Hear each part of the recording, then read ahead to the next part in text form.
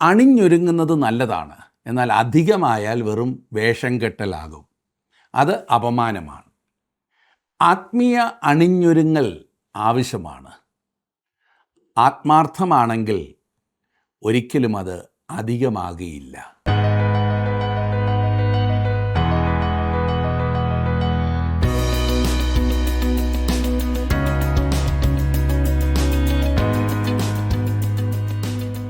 ജീവസന്ദേശത്തിൻ്റെ Bible പഠന ക്ലാസ്സിലേക്ക് നിങ്ങളെല്ലാവരെയും സ്വാഗതം ചെയ്യുന്നു. മനുഷ്യന് ഗ്രഹിക്കുവാൻ സാധിക്കുന്ന അളവിൽ മാത്രമാണ് ദൈവം അവനോട് സംവാദിക്കുന്നത്. സ്വർഗീയമായ അനുഭവങ്ങളെ വെളിപ്പെടുത്തുവാൻ ലൗകികമായ കാര്യങ്ങൾക്കുള്ള പരിമിതികൾ വളരെയാണെന്ന് നമുക്കറിയാം. ഭൂമിയിലുള്ളത് നിങ്ങളോട് പറഞ്ഞിട്ട് നിങ്ങൾ വിശ്വസിക്കുന്നില്ലെങ്കിൽ സ്വർഗത്തിലുള്ളത് നിങ്ങളോട് പറഞ്ഞാൽ എങ്ങനെ വിശ്വസിക്കും എന്നാകുന്നു ക്രിസ്തു തൻ്റെ ശിഷ്യന്മാരോട് പറഞ്ഞത്. ക്രിസ്തുവിനെയും സഭയെയും കുറിച്ചുള്ള മാർമിക ബന്ധത്തെ വെളിപ്പെടുത്തുവാൻ വിശുദ്ധ പൗലോസ് കൂട്ടുപിടിച്ചത് ഭാര്യാഭർത്തൃ ബന്ധമാകുന്നു എന്ന് എഫേസ്യർക്ക് എഴുതിയ ലേഖനത്തിൽ നാം കാണുന്നു. മാനുഷികതയെ പൂർണ്ണമായി തള്ളിക്കളഞ്ഞുകൊണ്ടുള്ള ഒരു ആത്മീയതയല്ല ബൈബിൾ നമ്മെ പഠിപ്പിക്കുന്നത്. പൂർണ്ണ മനുഷ്യനായി തീർന്ന ദൈവപുത്രൻ നമ്മുടെ ആത്മീയ കണ്ണുകളെ തുറക്കട്ടെ എന്ന് പ്രാർത്ഥിക്കാം. ഉത്തമഗീതം 1-ാം അധ്യായം 5 മുതൽ 12 വരെയുള്ള വാക്യങ്ങളാണ് ഇന്ന് നമ്മൾ കാണുവാൻ പോകുന്നത്.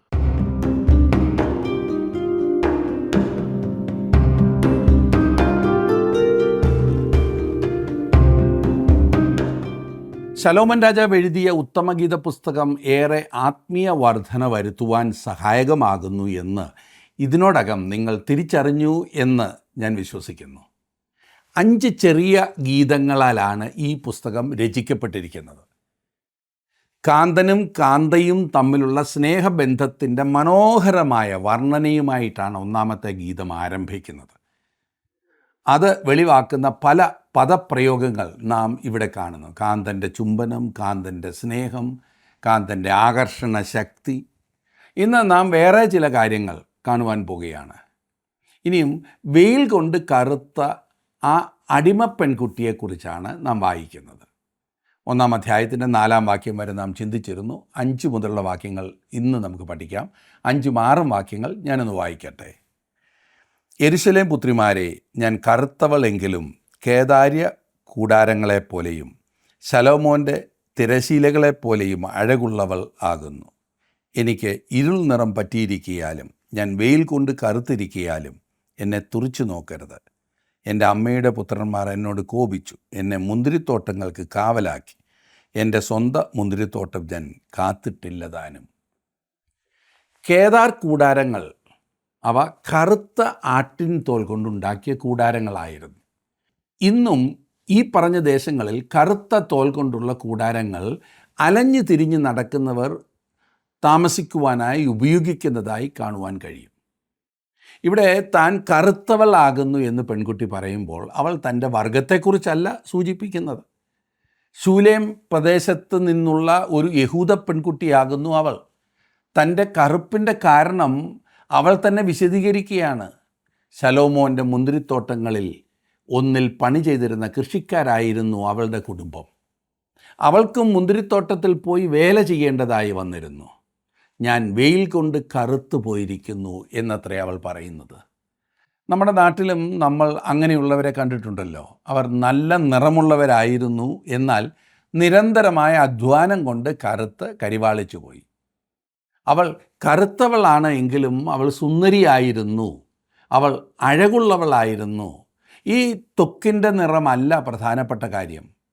ഹൃദയം കർത്താവുമായി നല്ല ബന്ധത്തിലാകുന്നുവെങ്കിൽ അതാണ് ഒരു വ്യക്തിയെ സംബന്ധിച്ചിടത്തോളം മനോഹരമായിട്ടുള്ളത്. ഹൃദയത്തിൻ്റെ സ്ഥിതി എങ്ങനെയിരിക്കുന്നു എന്നതാണ് ഏറ്റവും പ്രധാനപ്പെട്ട കാര്യം. സൂര്യൻ്റെ കിരണങ്ങളിൽ അധികവും നമ്മുടെ ത്വക്കിനെ ബാധിക്കയില്ല എന്നത് ശ്രദ്ധേയമായ കാര്യമാണ്. സൂര്യപ്രകാശത്തിലുള്ള അൾട്രാ വയലറ്റ് രശ്മികളാണ് നമ്മുടെ ത്വക്കിനെ ബാധിക്കുന്നത്. മേഘത്താൽ മൂടപ്പെട്ടിരിക്കുന്ന സമയത്ത് പോലും ഈ അൾട്രാ വയലറ്റ് രശ്മികൾക്ക് കടന്നു വന്ന് നമ്മെ സൂര്യതാപം ഏൽപ്പിക്കുവാൻ കഴിയും. യാതൊരു മൂടുപടവും കൂടാതെ തങ്ങൾക്ക് ദൈവസന്നിധി ആകുന്ന വെളിച്ചത്തിൽ കടന്നു വരാമെന്ന് അധികം ആളുകൾ ചിന്തിക്കുന്നുണ്ട്. ക്രിസ്തുവിൻ്റെ നീതീകരണം എന്ന മൂടുപടം കൂടാതെ യാതൊരു വ്യക്തിക്കും ദൈവത്തിൻ്റെ വിശുദ്ധമായ സന്നിധിയിൽ കടന്നു വരുവാൻ കഴിയുകയില്ല എന്നതാണ് വാസ്തവം. അതാണ് നമ്മുടെ സംരക്ഷണമായിരിക്കുന്നത്. ക്രിസ്തുവിൻ്റെ ചിറകിൻ നിഴലിൽ ശരണം പ്രാപിക്കുക എന്ന് പറയുന്നതിൻ്റെ മറ്റൊരർത്ഥമാണിത്. ദൈവസന്നിധിയിൽ കടന്നു ചെല്ലുന്നതിന് ഞാനും നിങ്ങളും ക്രിസ്തുവിൻ്റെ നീതി ധരിക്കേണ്ടത് ആവശ്യമാണ്. സൂര്യതാപമേറ്റ് കറുത്തുപോയ ഈ പാപം പെൺകുട്ടിയിലേക്ക് നമുക്ക് നമ്മുടെ ശ്രദ്ധ തിരിക്കാം. അവളുടെ അമ്മയുടെ മക്കൾ അവളോട് വിദ്വേഷത്തിലായിരുന്നത് കൊണ്ട് അവൾക്ക് വെളിയിൽ ഇറങ്ങി വേല ചെയ്യേണ്ടതായി വന്നു. അവർ അവളെ മുന്തിരിത്തോട്ടം സൂക്ഷിപ്പാനാക്കി. തുടർന്ന് അവൾ പറയുന്നു, എൻ്റെ സ്വന്തം മുന്തിരിത്തോട്ടം ഞാൻ കാത്തിട്ടില്ലതാനും എന്ന്. ഇതാണ് കാന്തയായ പെൺകുട്ടി തന്നെക്കുറിച്ച് പറയുന്നത്. അവൾക്ക് സ്വാഭാവികമായ സൗന്ദര്യമുണ്ട്, എന്നാൽ അത് നിലനിർത്തുന്നതിനോ സൗന്ദര്യം കാത്തു സൂക്ഷിക്കുന്നതിനോ അവൾക്ക് കഴിഞ്ഞിട്ടില്ല. സൗന്ദര്യവർദ്ധന നടത്തുന്ന സ്ഥലത്ത് പോകുവാൻ അവൾക്ക് സമയമുണ്ടായിരുന്നില്ല. അവളുടെ തലമുടി ഭംഗിയായി അലങ്കരിച്ച് വെക്കുവാൻ അവൾക്ക് കഴിഞ്ഞിരുന്നില്ല. മുഖത്തെ സൗന്ദര്യവർദ്ധക സാധനങ്ങൾ ഉപയോഗിക്കുവാൻ അവൾക്ക് കഴിഞ്ഞിരുന്നില്ല. തൻ്റെ സൗന്ദര്യത്തെ വർദ്ധിപ്പിക്കുന്ന യാതൊന്നും ചെയ്യുവാൻ അവൾക്ക് സമയമുണ്ടായിരുന്നില്ല, കഴിയുമായിരുന്നില്ല. വളരെ കഠിനമായി രാവും പകലും വേല ചെയ്യേണ്ടി വന്നതുകൊണ്ട് തൻ്റെ സൗന്ദര്യത്തിൻ്റെ കാര്യം അവൾ അവഗണിച്ചിരുന്നു. തൻ്റെ സൗന്ദര്യത്തെക്കുറിച്ച് ചിന്തിക്കുവാനോ അതിനുവേണ്ടി പണിയെടുക്കുവാനോ കഴിഞ്ഞില്ല. വിശപ്പടക്കുവാൻ, അതുപോലെ തന്നെ വീട്ടിൽ നിന്നുള്ള സമ്മർദ്ദത്തിൻ്റെ വെളിച്ചത്തിൽ പണിയെടുക്കുവാൻ മാത്രമേ അവൾക്ക് കഴിഞ്ഞിരുന്നുള്ളൂ. ദൈവം മുൻപാകെ മനുഷ്യജാതി സൗന്ദര്യമുള്ളവരല്ല. നാം നല്ലവരായ അഴകുള്ളവരായതുകൊണ്ടാണ് ദൈവം നമ്മോട് താല്പര്യമുള്ളവനായിരിക്കുന്നത് എന്ന് ചിലപ്പോൾ നാം ചിന്തിക്കാറുണ്ട്. വാസ്തവത്തിൽ നാം ദൈവസന്നിധിയിൽ വിരൂപരാണ്, വെയിൽ കൊണ്ട് കറുത്തിരുണ്ടവരാണ്. നാം ദൈവം മുൻപാകെ ആകർഷണീയരല്ല, എന്നാൽ അവൻ നമ്മെ തൻ്റെ മനോഹര കാന്തയാക്കി തീർക്കും എന്ന് അവൻ പറയുന്നു. എഫേസ്യ ലേഖനം 5-ാം അധ്യായത്തിൽ നമുക്ക് ലഭിക്കുന്ന മനോഹരമായ ചിത്രം അതാണ്. ഭർത്താക്കന്മാരോട് പറയുന്ന നിർദ്ദേശം, അതെ, സഭയോടുള്ള ക്രിസ്തുവിൻ്റെ സ്നേഹമാണത്. എഫേസ്യ ലേഖനം 5-ാം അധ്യായത്തിൻ്റെ 25, 26, 27 വാക്യങ്ങൾ. ഭർത്താക്കന്മാരെ, ക്രിസ്തു സഭയെ സ്നേഹിച്ചതുപോലെ നിങ്ങളുടെ ഭാര്യമാരെ സ്നേഹിപ്പീൻ. അവൻ അവളെ വചനത്തോടു കൂടിയ ജലസ്നാനത്താൽ വെടിപ്പാക്കി വിശുദ്ധീകരിക്കേണ്ടതിനും കറ, ചുളുക്കം മുതലായതൊന്നുമില്ലാതെ സഭയെ ശുദ്ധയും നിഷ്കളങ്കയുമായി തനിക്ക് തന്നെ തേജസ്സോടെ മുൻനിർത്തേണ്ടതിനും തന്നെത്താൻ അവൾക്ക് വേണ്ടി ഏൽപ്പിച്ചു കൊടുത്തു. അതുകൊണ്ടും ഭർത്താക്കന്മാരും തങ്ങളുടെ ഭാര്യമാരെ സ്വന്തം ശരീരങ്ങളെപ്പോലെ സ്നേഹിക്കേണ്ടതാകുന്നു. ഭാര്യയെ സ്നേഹിക്കുന്നവൻ തന്നെത്താൻ സ്നേഹിക്കുന്നു. ക്രിസ്തു നമ്മെ സൗന്ദര്യമുള്ളവരാക്കി തീർക്കുന്നു. അവൻ നമ്മെ തൻ്റെ കാന്തയാക്കി അലങ്കരിച്ചും സൗന്ദര്യവതിയാക്കുന്നു. കറ, ചുളുക്കം ഒന്നുമില്ലാത്തവളാക്കി തീർക്കുന്നു എന്ന് ചുരുക്കം. ഇനി കഥ മുൻപോട്ട് പോവുകയാണ്. ശൂലേംകാരി താൻ കണ്ടുമുട്ടുവാൻ ഇടയായ ആട്ടിടയനോട് സംസാരിക്കുന്നു. 7-ാം വാക്യം. എൻ്റെ പ്രാണപ്രിയനെ പറഞ്ഞു തരിക, നീ ആടുകളെ മേയ്ക്കുന്നത് എവിടെ? ഉച്ചയ്ക്ക് കിടത്തുന്നത് എവിടെ? നിൻ്റെ ചങ്ങാതിമാരുടെ ആട്ടിൻകൂട്ടങ്ങൾക്കരികെ ഞാൻ മുഖം മൂടിയവളെപ്പോലെ ഇരിക്കുന്നത് എന്തിന്? തനിക്ക് കാണുവാൻ കഴിയുന്ന ആടുകൾ ഈ കാന്തന് ഇല്ലായിരുന്നത് കൊണ്ട് അവൻ വളരെ പ്രത്യേകതയുള്ളൊരു ആട്ടിടയനായിരുന്നു. അതുകൊണ്ട് അവൻ്റെ ആടുകളെക്കുറിച്ച് ഈ ശൂലേംകാരത്തി അവനോട് ചോദിക്കുന്നു. ആട്ടിടയൻ ഒഴിഞ്ഞു മാറുവാൻ ശ്രമിക്കുന്നത് പോലെ തോന്നുന്നു. എന്നാൽ നമുക്കിവിടെ ആഴമായി ചിന്തിക്കുവാൻ സാധിക്കും. കർത്താവായ യേശുക്രിസ്തു ഇങ്ങനെ പറഞ്ഞു. യോഹന്നാൻ എഴുതിയ സുവിശേഷം 10-ാം അധ്യായം 14 മുതലുള്ള വാക്യങ്ങളിൽ, ഞാൻ നല്ല ഇടയനാകുന്നു. പിതാവ് എന്നെ അറിയുകയും ഞാൻ പിതാവിനെ അറിയുകയും ചെയ്യുന്നത് പോലെ ഞാൻ എനിക്കുള്ളവയെ അറിയുകയും എനിക്കുള്ളവ എന്നെ അറിയുകയും ചെയ്യുന്നു. ഈ തൊഴുത്തിൽ ഉൾപ്പെടാത്ത വേറെ ആടുകൾ എനിക്കുണ്ട്. അവയെയും ഞാൻ നടത്തേണ്ടതാകുന്നു. അവ എൻ്റെ ശബ്ദം കേൾക്കും, ഒരാട്ടിൻകൂട്ടവും ഒരിടയനും ആകും. ശൂലേംകാരി പെൺകുട്ടി ആട്ടിടയനോട് ചോദിച്ചതുപോലെ നാം എല്ലാവരും ചോദ്യങ്ങൾ ചോദിക്കുവാൻ ആഗ്രഹിക്കുന്നു. മറ്റേ ആടുകളുടെ കാര്യം, അതെ, ഇന്നും വിശ്വാസത്തിലേക്ക് വന്നിട്ടില്ലാത്തവരുടെ കാര്യം എന്താകുമെന്ന് നാം ചോദിക്കുകയാണ്. അവർ നഷ്ടപ്പെട്ടവരാണോ? തെരഞ്ഞെടുപ്പിൻ്റെ ഉപദേശം അറിയുവാൻ നാം എല്ലാവരും ആഗ്രഹിക്കുന്നു. അതെ, ഇന്നയാൾ രക്ഷിക്കപ്പെട്ടവനാണോ കർത്താവെ, അതോ രക്ഷിക്കപ്പെട്ടവനല്ലയോ ആ ആൾ? അതറിയുവാൻ നാം ആഗ്രഹിക്കുന്നു. നമുക്ക് ചുറ്റും കാണുന്നവരെ വിധിക്കുവാനാണ് പലപ്പോഴും നമുക്ക് താല്പര്യം. മറ്റുള്ളവർ ക്രിസ്തുവിൽ എന്തായിരിക്കുന്നു എന്നറിയുന്നതിന് പകരം നാം അവൻ്റെ ആടുകളായിരിക്കുന്നു എന്ന് ഉറപ്പാക്കുകയാണ് ആവശ്യമായിരിക്കുന്നത്. അതാണ് നമ്മെ സംബന്ധിച്ചിടത്തോളം ഏറ്റവും പ്രധാനപ്പെട്ട കാര്യം. ഇടയൻ അവൾക്ക് കൊടുക്കുന്ന മറുപടി ശ്രദ്ധിച്ചേ. 8-ാം വാക്യം, സ്ത്രീകളിൽ അതിസുന്ദരിയെ, നീ അറിയുന്നില്ലെങ്കിൽ ആടുകളുടെ കാൽച്ചുവട് തുടർന്ന് ചെന്ന് ഇടയന്മാരുടെ കൂടാരങ്ങളുടെ അരികെ നിൻ്റെ കുഞ്ഞാടുകളെ മേയിക്കുക. കർത്താവായ യേശുക്രിസ്തു നമ്മോട് പറയുന്ന ഉത്തരവും ഇതായിരിക്കും. നിൻ്റെ കുഞ്ഞാടുകളെ മേയിക്കുക. ആട്ടിൻകുട്ടികൾ പാലിക്കപ്പെടേണ്ടതാണ്. അവർക്ക് ആഹാരം കൊണ്ടു കൊടുക്കേണ്ടത് ആവശ്യമാണ്. എന്നെ ശ്രദ്ധിക്കുന്ന പ്രിയ സുഹൃത്തെ, നമ്മുടെ എല്ലാം അവസ്ഥ ഇതുതന്നെയാണ്. പത്രോസ് അപ്പോസ്തലൻ ഇപ്രകാരമാണ് പറഞ്ഞിരിക്കുന്നത്, ഇപ്പോൾ ജനിച്ച ശിശുക്കളെപ്പോലെ രക്ഷയ്ക്കായി വളരുവാൻ വചനമെന്ന മായമില്ലാത്ത പാൽ കുടിപ്പാൻ വാഞ്ചിപ്പീനെന്ന്. ഇടയന്മാരുടെ കൂടാരങ്ങളുടെ അരികെ നിൻ്റെ കുഞ്ഞാടുകളെ മേയിക്കുക. വിശ്വാസികൾ ഇടയന്മാരുടെ കൂടാരങ്ങളുടെ അരികെ ആഹാരം കണ്ടെത്തേണ്ടത് ആവശ്യമാണ്. കാരണം അവിടെ ആയിരിക്കും പച്ചയായ പുൽപ്പുറങ്ങൾ ധാരാളമായിട്ടുള്ളത്. നാം ദൈവവചനമാണ് ഭക്ഷിക്കേണ്ടത്.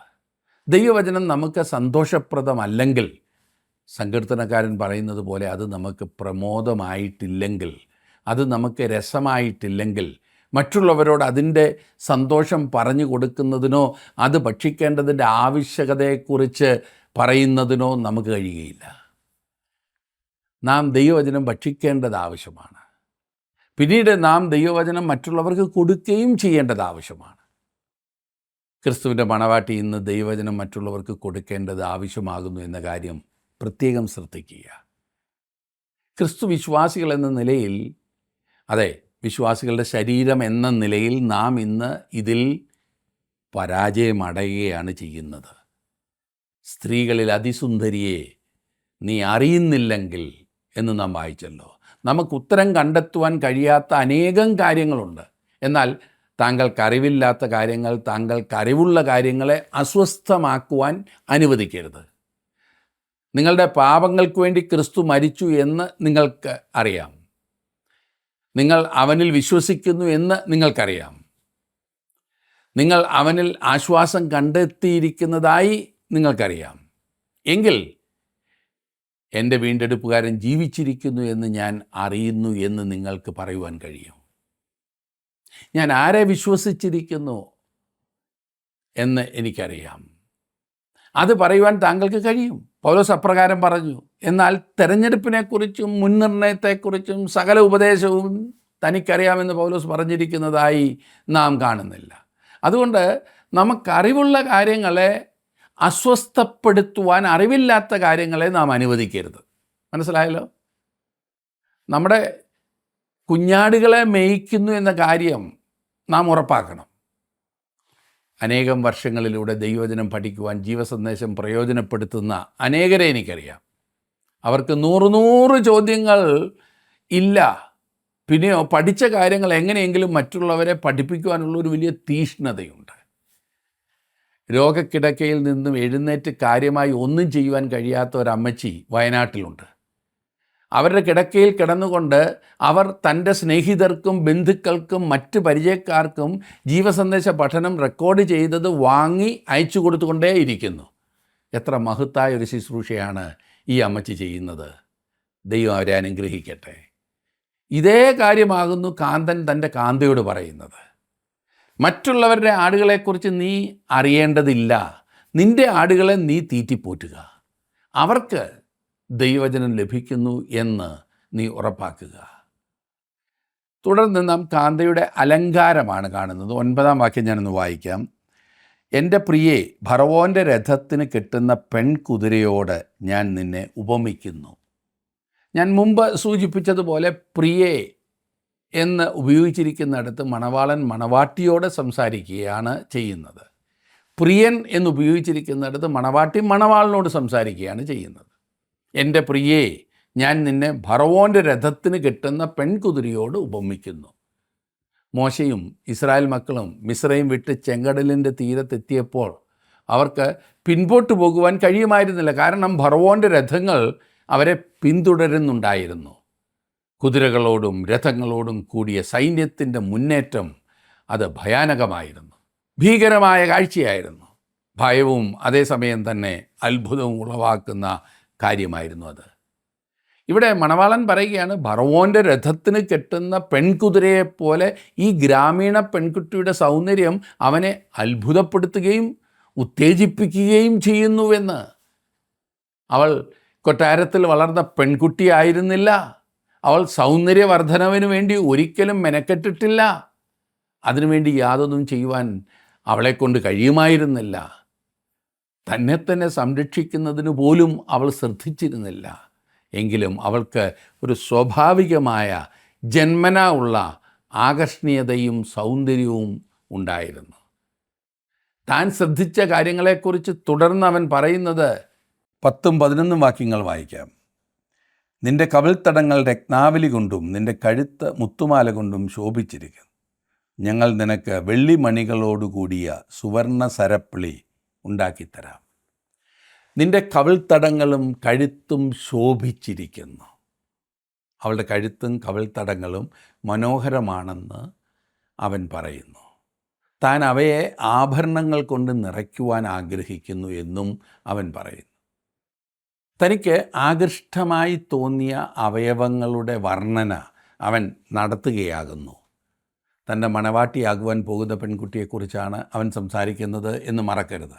ഏതെങ്കിലും വഴിയെ പോകുന്ന ആരോടെങ്കിലും സംസാരിക്കുന്നതല്ല ഇത്. അവൻ വളരെ ദൃഢതയോടും ഉറപ്പോടും കൂടി സംസാരിക്കുന്നതായി നമുക്ക് ഈ ഭാഗത്ത് കാണുവാൻ സാധിക്കും. ആത്മീയമായ രീതിയിൽ സഭയാണ് മണവാട്ടി, കർത്താവായ യേശുക്രിസ്തു മണവാളനും. അവൻ സഭയിൽ എന്തെങ്കിലും സൗന്ദര്യം കാണുന്നുണ്ടോ? എന്നെ ശ്രദ്ധിക്കുന്ന പ്രിയ സുഹൃത്തെ, അവൻ നമ്മെ എല്ലാവരെയും നഷ്ടപ്പെട്ട പാപികളായിട്ടാണ് കണ്ടത്. അതെ, ശൂലേങ്കാരത്തി പെൺകുട്ടിയെ അവഗണിക്കപ്പെട്ടിരുന്ന ഒരു വ്യക്തിയായി അവൾക്ക് തന്നെ തോന്നിയിരുന്നുവെങ്കിലും സ്വാഭാവികമായ അഴകും സൗന്ദര്യവും അവൾക്കുണ്ടായിരുന്നു. എന്നാൽ നമുക്കതുപോലുമില്ല. ക്രിസ്തുവിന് ആകർഷണീയമായി തോന്നത്തക്കതായ യാതൊരു ശ്രേഷ്ഠതയും സൗന്ദര്യവും നമ്മിലില്ല. അവനെ കാഴ്ചവെക്കുവാൻ നമ്മുടെ പക്കൽ ഒന്നുമില്ല. വെറും വഷളത്വം മാത്രം, വിരൂപത മാത്രം, പാപം വികൃതമാക്കിയ മനുഷ്യകോലങ്ങൾ. അതെ, അങ്ങനെയുള്ളവർക്ക് വേണ്ടി അവിടുന്ന് സകലവും നൽകുന്നു. അവിടുന്ന് നമുക്ക് വേണ്ടി സകലവും നൽകിത്തരുന്നു. ഈ ചിത്രം ഇസ്രായേൽ ജാതിയെ സംബന്ധിച്ചും വാസ്തവമാണ്. ദൈവം ഇസ്രായേൽ മക്കളെ വിടുവിക്കുവാൻ ഇറങ്ങി വന്നപ്പോൾ, നിങ്ങൾ ഏറ്റവും നല്ല ഒരു കൂട്ടം ആളുകളായതുകൊണ്ട് ഞാൻ നിങ്ങളെ മിസ്രയീമ്യരേക്കാൾ ശ്രേഷ്ഠരായി കണ്ടതുകൊണ്ട് നിങ്ങളെ വിടുവിക്കുവാൻ പോകുന്നു എന്ന് ദൈവം പറഞ്ഞില്ല. അവർ അന്നും മറുതലിക്കുന്നവരായിരുന്നു, അനുസരണം കെട്ടവരായിരുന്നു. ദൈവത്തിന് അവരിൽ യാതൊരു നന്മയും കാണുവാൻ കഴിയുമായിരുന്നില്ല. വാസ്തവത്തിൽ അവർ ചെറിയവരും താണവരും അടിമകളുമായിരുന്നു. നിങ്ങൾ എന്നോട് വിശ്വസ്തരായിരുന്നത് കൊണ്ടാണ് ഞാൻ നിങ്ങളെ സ്വതന്ത്രരാക്കുന്നതൊന്നും ദൈവം പറഞ്ഞില്ല. അവൻ അവരെ സ്വതന്ത്രരാക്കിയത് ആ കാരണം കൊണ്ടല്ല. അവർ അവിശ്വസ്തരും അവിശ്വാസികളുമായിരുന്നു. വിഗ്രഹാരാധനയിലാണ് അവർ ജീവിച്ചിരുന്നത്. അവർ ദൈവത്തെ ഉപേക്ഷിച്ച് കളഞ്ഞിരുന്നു. അവർ ദൈവത്തിൽ നിന്നും മുഖം തിരിച്ചു കളയുകയും അധാർമികമായ ജീവിതം നയിക്കുകയുമാണ് ചെയ്തിരുന്നത്. എന്നാൽ പിന്നെ ദൈവത്തിന് ആകർഷകമായി തോന്നിയത് എന്താണ്? എന്തുകൊണ്ടാണ് ദൈവം അവർക്ക് വേണ്ടി സമയം പാഴാക്കിക്കളഞ്ഞത്? പാഴാക്കുകയായിരുന്നെങ്കിൽ അതിനുള്ള ഉത്തരം ദൈവം മോശയോട് പറയുന്നുണ്ട്. ഞാൻ അവരുടെ നിലവിളി കേട്ടു. അതാണ് ദൈവം പ്രവർത്തിക്കുവാൻ ഇടയാക്കിയ കാര്യം. ദൈവത്തിൻ്റെ സ്നേഹത്തിലും കൃപയിലുമാണ് ഇതിൻ്റെ ഉത്തരം പൂർണ്ണമായി അടങ്ങിയിരിക്കുന്നത്. അവരുടെ നഷ്ടപ്പെട്ട അവസ്ഥയായിരുന്നു ഇസ്രായേലിന് വിടുതലിൻ്റെ മാർഗം ഒരുക്കിക്കൊടുക്കുവാൻ ദൈവത്തെ പ്രേരിപ്പിച്ച സംഗതി. അവൻ അബ്രഹാമിനോടും ഇസ്ഹാക്കിനോടും യാക്കോബിനോടുമുള്ള തൻ്റെ നിയമത്തെ ഓർത്തു എന്ന് പറഞ്ഞിരിക്കുന്നു. ദൈവം തൻ്റെ വാക്ക് പാലിക്കുന്നവനാണ്. താൻ ഒരു കാര്യം ചെയ്യുമെന്ന് പറഞ്ഞാൽ ദൈവം അത് നിവർത്തിക്കുക തന്നെ ചെയ്യും. എന്നെ ശ്രദ്ധിക്കുന്ന പ്രിയ സുഹൃത്തെ, നമ്മുടെ സഭയുടെ രക്ഷയ്ക്കു വേണ്ടി സകലതും ചെയ്യുവാൻ ദൈവത്തെ പ്രേരിപ്പിച്ച കാര്യം നമ്മുടെ നഷ്ടപ്പെട്ട നിസ്സഹായ അവസ്ഥയാകുന്നു. ഒരുപക്ഷെ നാം അതറിഞ്ഞിരുന്നില്ല. കുഴഞ്ഞ ചേറ്റിൽ കിടന്ന്, താണകുഴിയിൽ കിടന്ന് ശോചനീയാവസ്ഥ. നാം ക്രിസ്തുവിൽ വിശ്വസിച്ചാൽ മാത്രം മതി, രക്ഷിക്കപ്പെടുമെന്നും ദൈവം നമ്മോട് പറയുന്നു.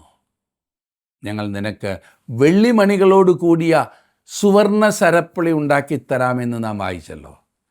നമ്മുടെ സ്വർഗീയ മണവാളൻ വിശ്വാസികളായ നമുക്ക് വേണ്ടി ചെയ്യുവാൻ പോകുന്നതിൻ്റെ ഒരു ചിത്രമാണ് ഇവിടെ നമുക്ക് ലഭിക്കുന്നത്. എഫെസ്യ ലേഖനം 5-ാം അധ്യായത്തിൽ ഈ കാര്യം വ്യക്തമാക്കിയിട്ടുണ്ട്. ക്രിസ്തു സഭയെ സ്നേഹിച്ച് തന്നെത്താൻ സഭയ്ക്കു വേണ്ടി കൊടുത്തു. സഭയെ വചനമാകുന്ന ജലത്താൽ കഴുകി ശുദ്ധീകരിച്ചു. വിശുദ്ധയും നിഷ്കളങ്കയുമാകേണ്ടതിന് വേണ്ടിയാണ് അവൻ അപ്രകാരം ചെയ്തത്. തനിക്ക് വേണ്ടി സഭയെ കറയും കളങ്കവുമില്ലാത്ത വിശുദ്ധയായി വേർതിരിക്കേണ്ടതിന് വേണ്ടി അവൻ അപ്രകാരം ചെയ്തു. സഭയ്ക്ക് എന്ത് സംഭവിച്ചു? വാസ്തവത്തിൽ അവൻ നമ്മെ വീണ്ടെടുത്തു. അവൻ നമുക്ക് വേണ്ടി മറുവില കൊടുത്തു. അവൻ നമ്മുടെ പാപങ്ങളെ കഴുകുകയും അവൻ്റെ നീതി നമ്മിൽ അവൻ ചെലുത്തുകയും ചെയ്തു. അവൻ നമ്മുടെ പാപങ്ങളെ കുറച്ചു. അവൻ്റെ നീതി നമ്മോട് കൂട്ടി. നാം ക്രിസ്തുവിൻ്റെ നീതിയാൽ ആവരണം ചെയ്യപ്പെട്ടിരിക്കുന്നു.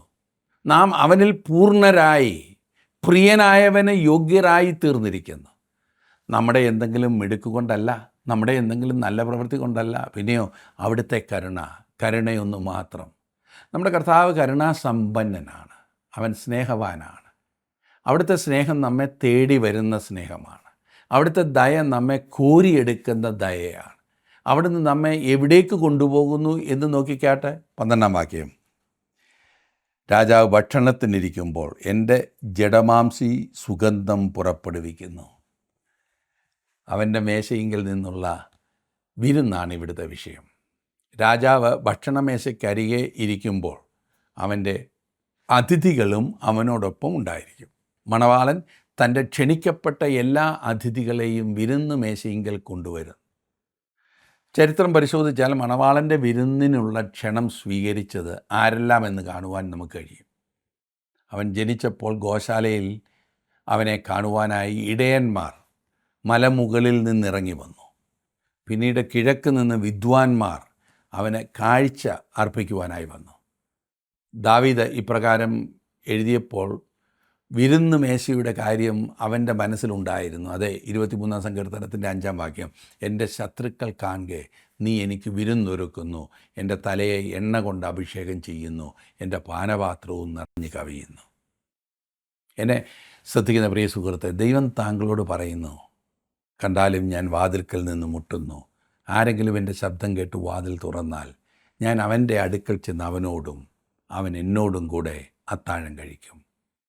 ക്രിസ്തുവിനോട് കൂടെ വിരുന്ന് കഴിക്കുവാൻ ലഭിക്കുന്ന പദവി എത്രമാത്രം വലുതാകുന്നു, എത്രമാത്രം ഉന്നതമാകുന്നു എന്ന് ചിന്തിച്ചു നോക്കുക. താങ്കൾ എന്തുകൊണ്ട് അവൻ്റെ ക്ഷണം സ്വീകരിച്ച് അവനിലേക്ക് കടന്നു വന്ന് അവനോട് ചേർന്ന് വിരുന്ന് കഴിക്കില്ല? നമ്മുടെ ജീവിതത്തിലെ ചെറിയ ചെറിയ കാര്യങ്ങൾ കൊണ്ട് നാം പലപ്പോഴും കർത്താവിനെ വെളിയിൽ തന്നെ നിർത്തിയിരിക്കുകയാണ്. നാം മുറുകെ പിടിച്ചിരിക്കുന്ന ആ കാര്യങ്ങൾ വലുതെന്ന് നാം ചിന്തിക്കുമ്പോൾ മറക്കരുത്, അതിനേക്കാൾ വലുതാണ് കർത്താവുമായിട്ടുള്ള നമ്മുടെ കൂട്ടായ്മ. യേശു കർത്താവിനെ അനുസരിച്ച് യേശുവിന് വിധേയപ്പെട്ട് ജീവിക്കുന്നിടത്തോളം അനുഗ്രഹിക്കപ്പെട്ട മറ്റൊന്ന് ഈ ആയുസ്സിലില്ല. രാജാവ് ഭക്ഷണത്തിനിരിക്കുമ്പോൾ എൻ്റെ ജഡമാംസി സുഗന്ധം പുറപ്പെടുവിക്കുന്നു എന്ന് നാം വായിച്ചു. ക്രിസ്തുവിൻ്റെ ജീവിത സൗരഭ്യമാണ് ജഡമാംസി സുഗന്ധം. എത്ര മനോഹരമാണത്! അവനോടുള്ള ബന്ധത്തിൽ നമ്മുടെ ജീവിതങ്ങളിലും ഈ സുഗന്ധം ഉണ്ടായിരിക്കേണ്ടത് ആവശ്യമാണ്. അവൻ്റെ മേശയെങ്കിൽ ഭക്ഷണത്തിനിരിക്കുന്നതിൽ കൂടി അത് നമ്മിൽ സാധ്യമായി തീരും. കർത്താവിൻ്റെ അത്താഴം ഒരു പ്രധാനപ്പെട്ട ആരാധനയാണ്. ക്രിസ്തുവിനോടുള്ള യഥാർത്ഥമായ സംസർഗത്തിൻ്റെ സമയമാണ് അത്. അങ്ങനെയാണ് അതിനെ കാണേണ്ടത്. ക്രിസ്തുവിൻ്റെ സൗരഭ്യം നമ്മുടെ ജീവിതങ്ങളിൽ ആവശ്യമായിരിക്കുന്നു എന്ന് നാം എപ്പോഴും ഓർക്കണം. ആ സൗരഭ്യമാണ് നമ്മുടെ സാക്ഷ്യം. അത് നമ്മുടെ ജീവിതത്തിൽ കർത്താവിന് മുൻഗണന കൊടുക്കുമ്പോൾ, കർത്താവിനെ എല്ലാമായി കാണുമ്പോൾ ആ സൗരഭ്യം, ആ സൗന്ദര്യം നമ്മളിൽ നിന്നും പ്രതിഫലിക്കുവാൻ തുടങ്ങും. എന്നെ ശ്രദ്ധിക്കുന്ന താങ്കളുടെ ജീവിതത്തിൽ അങ്ങനെ കർത്താവുമായിട്ടുള്ള ഒരടുത്ത ബന്ധത്തിൽ ആയിത്തീരുവാൻ സാധിച്ചിട്ടുണ്ടോ? അതിനായിട്ട് ദൈവം നിങ്ങളെ സഹായിക്കട്ടെ, ശക്തീകരിക്കട്ടെ.